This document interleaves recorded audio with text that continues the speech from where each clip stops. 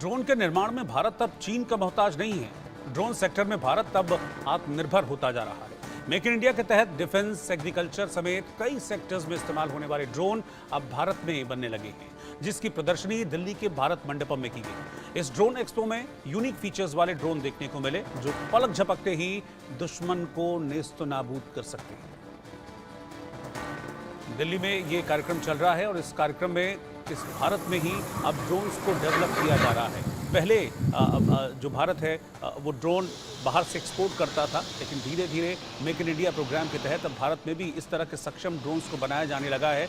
और ये ड्रोन्स हर सेक्टर में, चाहे वो कोई भी सेक्टर हो, डिफेंस सेक्टर हो, एग्रीकल्चर सेक्टर हो, उसको मजबूती देते हुए ये स्वदेशी ड्रोन नजर आ रहे हैं। और इनकी ताकत का एहसास दिल्ली में भारत मंडपम में हुआ, जहां पर ड्रोन एक्सपो चल रहा है।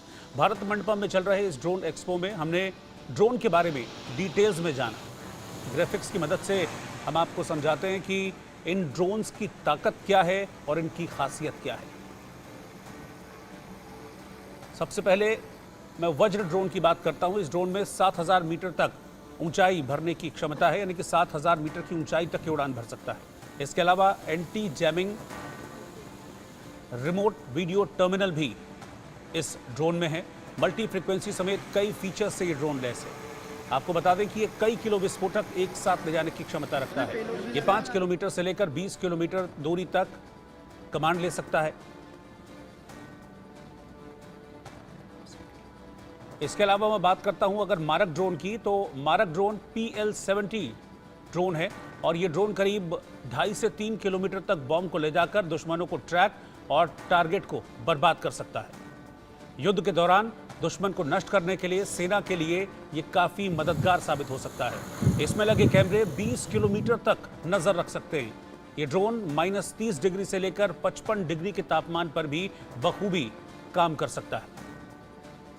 अगला ड्रोन जो इस प्रदर्शनी में रखा गया था वो है अजय ड्रोन।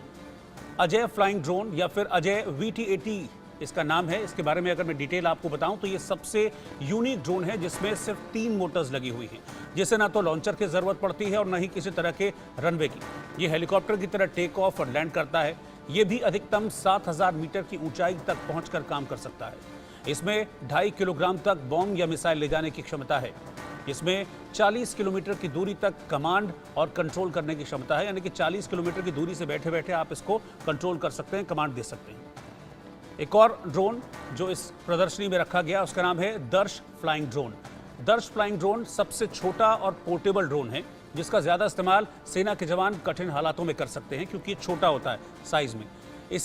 इसका जो एक एक पार्ट है उसे आसानी से खोलकर बैग में डालकर कैरी किया जा सकता है और इसका ये फीचर सेना के लिए काफ़ी मददगार साबित हो सकता है। तो ऐसे बहुत सारे ड्रोन्स थे जो नई नई टेक्नोलॉजी, नए नए फीचर्स से लैस हैं, जिसका प्रदर्शन इस ड्रोन एक्सपो में किया गया।